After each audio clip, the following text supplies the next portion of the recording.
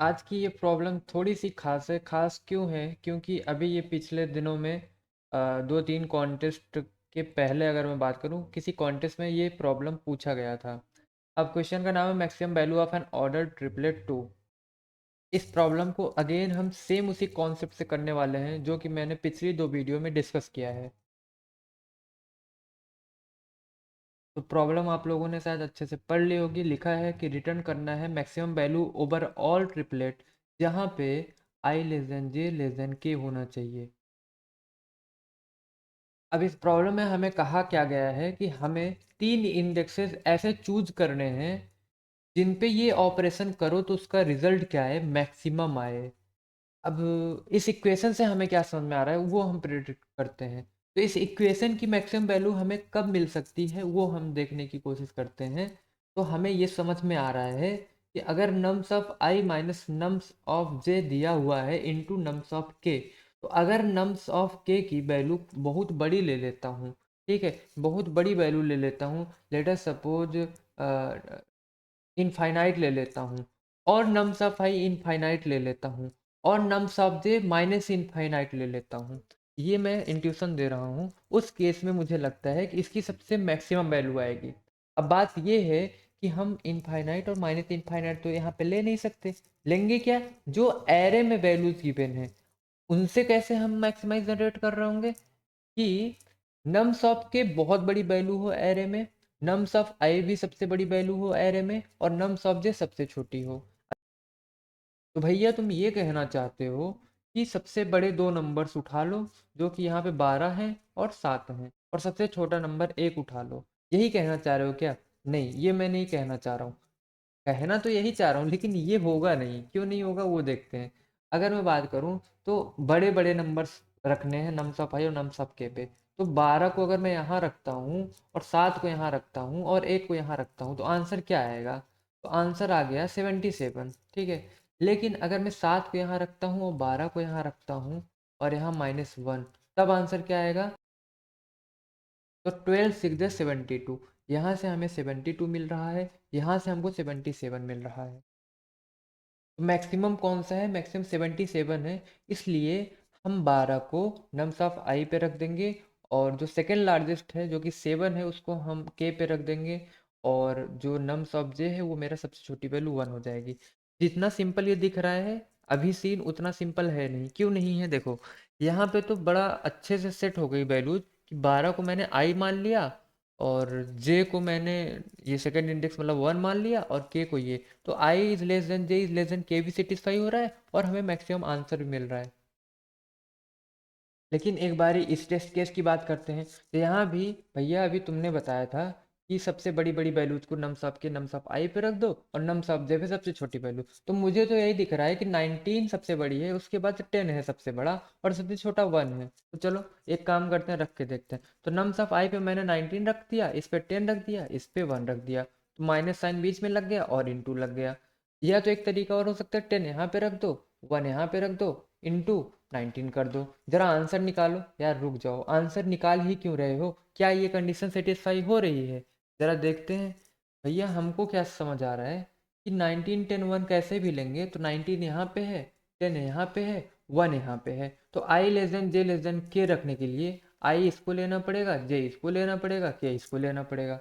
ये तो बहुत कम आंसर आ जाएगा फिर, अगर दोनों कंडीशन सेटिस्फाई करनी है। तो बस यही तो ट्विस्ट है इस क्वेश्चन में। अगर हमको ये इंडेक्सेस से नहीं मतलब होता, डायरेक्टली हमको ये करना होता, तो हम क्या कर रहे होते? लार्जेस्ट दो नंबर उठा लेते और स्मॉलेस्ट नंबर उठा लेते, और ये दोनों पॉसिबिलिटी चेक करके इन दोनों का मैक्स दे देते।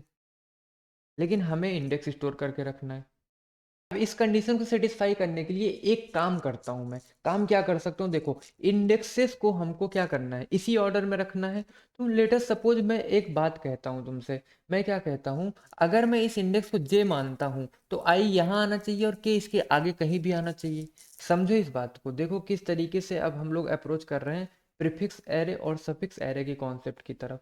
देखो, मैंने कहा कि अगर मैं किसी वक्त में यहाँ पे खड़ा हूँ, मैं इसको लेटर सपोज जे इंडेक्स मान लेता हूँ, तो आई और के क्या होगा बताओ जरा? आई और के क्या होगा? जे अगर ये है तो के क्या हो कि फ्यूचर का सबसे बड़ा एलिमेंट हो, और आई क्या हो? फ्यूचर का सबसे पास्ट का सबसे बड़ा एलिमेंट।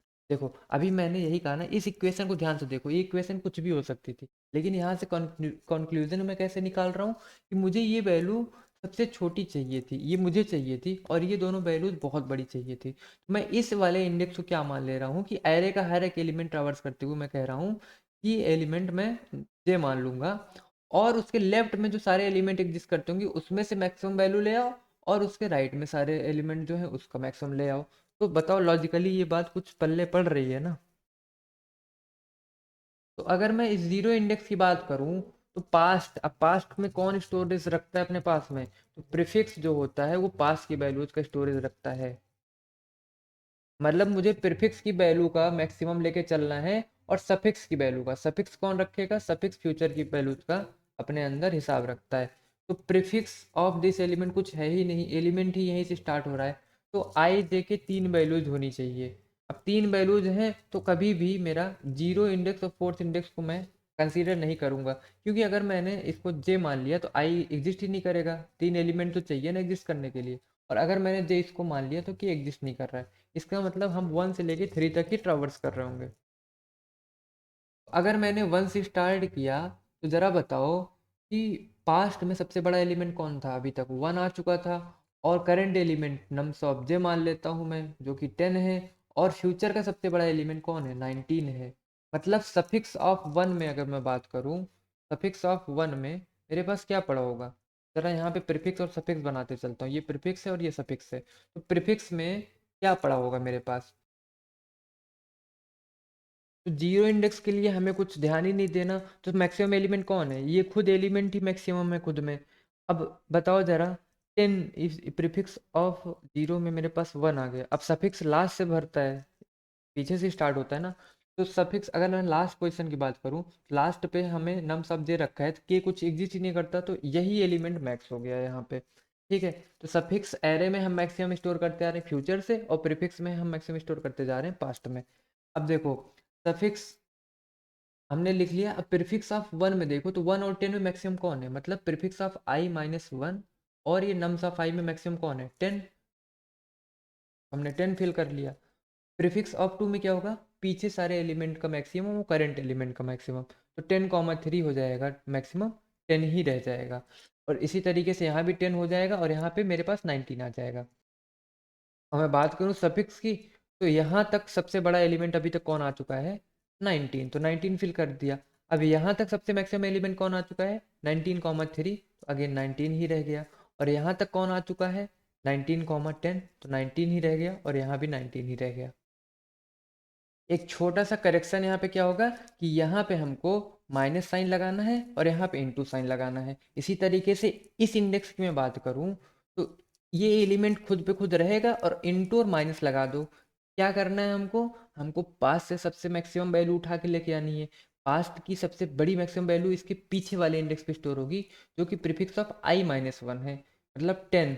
टेन ये क्या बताना चाह रहा है? Prefix of i minus one, इन सारे एलिमेंट में सबसे मैक्सिमम वैल्यू इस वाले इंडेक्स पे स्टोर है, तो टेन यहाँ लिख दो। इन टू में क्या आएगा? फ्यूचर के सबसे बड़े एलिमेंट।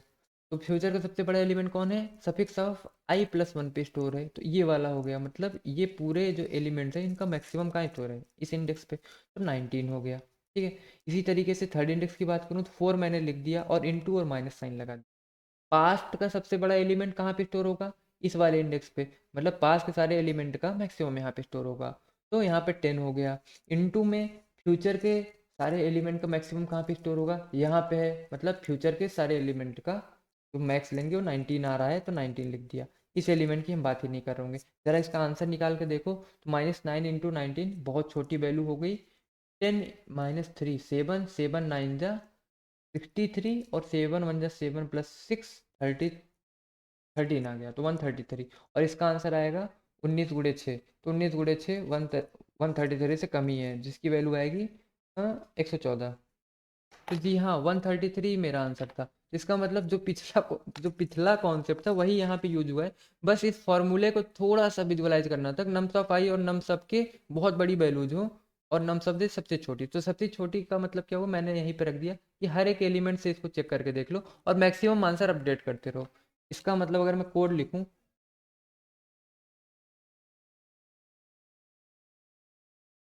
तो मैंने साइज निकाल लिया। अब वेक्टर इंट प्रीफिक्स लेता हूँ, बना लेता हूँ प्रीफिक्स, और इसको मैं इनिशियलाइज साइज से कर देता हूँ। वेक्टर इंट सफिक्स को भी मैं इनिशियलाइज किससे कर दूंगा, साइज से कर दूंगा। अब मैं क्या करूँगा, प्रीफिक्स ऑफ जीरो, सिंपल एकदम। जो पिछला प्रॉब्लम था ना, एकदम डिट्टो मैं वही कर रहा हूँ अभी तक।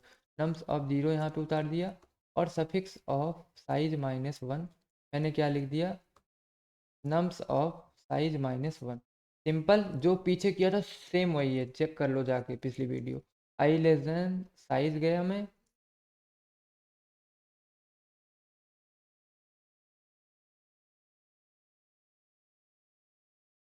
और आई प्लस प्लस किया। प्रीफिक्स ऑफ आई में क्या स्टोर हो रहा होगा, प्रीफिक्स ऑफ आई में मैक्सिमम ऑफ प्रीवियस के सारे एलिमेंट, जो कि जिसका मैक्स मेरे पास प्रीफिक्स ऑफ आई -1 में पड़ा होगा, कॉमा ये करंट एलिमेंट का तुम मैक्स ले लो। प्रीफिक्स ऑफ आई निकल गया। और सफिक्स ऑफ आई में क्या पड़ा होगा, साइज -2 से स्टार्ट करो, क्योंकि साइज -1 पहले ही फिल कर रखा है। Greater than equal to zero, i minus minus. और सफिक्स ऑफ आई क्या होगा कि मैक्सिमम ले लो, आगे के सारे एलिमेंट का जो मैक्स स्टोर है कहाँ पे स्टोर है, सफिक्स ऑफ आई +1 पे। और इस करंट एलिमेंट से उसको कंपेयर कर लो तो मैक्सिमम स्टोर हो गया। अब सिंपल करना क्या है, ये एक ग्लोबल वेरिएबल ले लो जिसको शुरू में रिजल्ट क्या मिल रहा है हमको करंट इक्वेशन का, कि prefix of i-1, prefix of i-1 into current number nums of j, जो मैं बोल रहा हूँ इसको मैं j लिख दूँ तो ज़्यादा अच्छा लगेगा देखने में। ये j हो गया और ये मेरा j हो गया।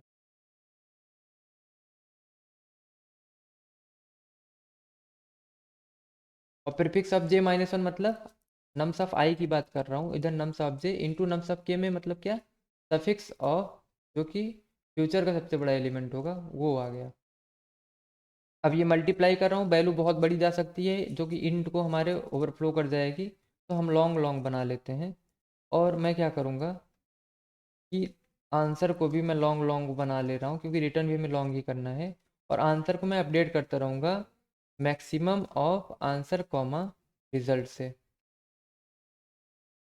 इसमें अगेन मैंने छोटी सी प्रॉब्लम कर दी कि यहाँ पे माइनस साइन है तो माइनस लिख देना है, और इसकी प्रेसिडेंस हाई है, नम्स ऑफ हाई माइनस, ये जो प्रीफिक्स ऑफ जे माइनस आई है और माइनस नम्स ऑफ जे, इसको मैंने ब्रैकेट में कर दिया। एक बार रन करके देखते हैं। देखो आंसर एक्सेप्टेड हो गया, और इसको सबमिट करके भी देखते हैं तो आंसर हमारा एक्सेप्ट हो जाएगा। अब आंसर रॉन्ग हमारा क्यों आया, क्योंकि यहाँ पे साफ दिया है अगर निगेटिव वैल्यू है तो रिटर्न जीरो करना है। मतलब इसको इंट मिन से क्यों डिक्लेयर कर रहे हैं, हम जीरो से करते हैं, जीरो से जीरो कंपेयर होकर जीरो ही रह जाएगा। अब सबमिट करके देखते हैं तो अब कोई एरर या रॉन्ग आंसर नहीं आएगा। अरे यार, ये तो हम लोगों को चैलेंज कर रहा है कोई ना। अच्छा, रन टाइम एरर इसलिए आया ना कि हम भले लॉन्ग लॉन्ग रिजल्ट लिए, बट ये तो इंटीजर हमने ले रखा है प्रीफिक्स और सफिक्स, तो ये कैलकुलेट होके इनटू जब ये होगा ना तो ये ओवरफ्लो हो जाएगा यहीं पे। तो इसको हम लोग ओवरफ्लो से बचाने के लिए एक छोटा सा यहाँ पे 1 LL तुम्हें लिखना पड़ेगा, जिससे ये सारा लॉन्ग में कन्वर्ट हो जाएगा और स्टोर हो जाएगा रिजल्ट में। अभी हम लोग सबमिट करके देखते हैं तो अभी कोई एरर नहीं आएगा और हमारा एक्सेप्टेड हो जाएगा। तो देखो और बताओ, क्या इस वीडियो में, क्या मैंने पिछले वीडियो से हट के कुछ बात की है, बस ये चीज़ समझने वाली थी। ठीक है, विजुअलाइज करने वाली थी, बाकी बहुत आसान था और पिछले कॉन्टेस्ट में ये क्वेश्चन आ चुका है। इसकी complexity again O of n हमने मैक्सिमम ली है कॉम्प्लेक्सिटी टाइम, और स्पेस हमने कितना लिया, O of n plus O of n, तो ओवरऑल ओ ऑफ एन। अगर यहाँ तक तुमने वीडियो देखी है और कुछ फीडबैक देना चाहते हो तो जाके कमेंट में लिख दो, और पिछली वीडियोस देखना मत भूलो, क्योंकि कोई चेंजिंग नहीं थी, एग्जैक्टली सिमिलर कोड था इस वाले वीडियो में भी। मिलते हैं अपनी किसी अगली वीडियो में। Thank you for watching this video.